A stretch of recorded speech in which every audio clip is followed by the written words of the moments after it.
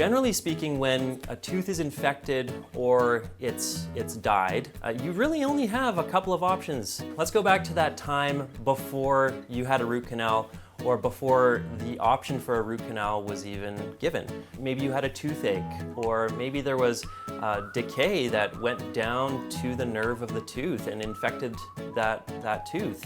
It could have been painful, maybe it wasn't.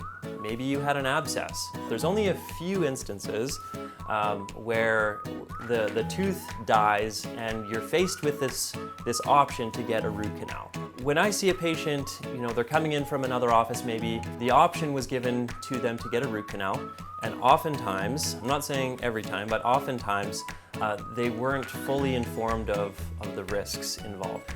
You really only have a couple of options with what you can do with that tooth. You can either leave it alone, which dead, infected tissue left alone in your body only becomes worse over time, so we never encourage that. Alternatively, you can get a root canal. There are pros and cons to that. There are risks and benefits. The risk being that the root is not completely cleaned out. There are toxins left behind. There are bacteria left behind. Even like fungus can be in there, or viruses from your mouth. Knowing that there's a possibility of these things coming and resurfacing down the road, it's a very important part of the puzzle in helping you decide what you're gonna do. And the last option, of course, is to pull your tooth. That's a tough one for most people, especially if it's in the front.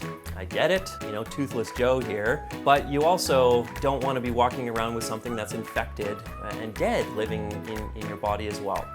So there's basically those three options, just to recap. You leave it alone, hope for the best. You do a root canal, again, hope for the best. Or the definitive answer is to remove the tooth and get rid of that dead tissue that could be infecting you elsewhere.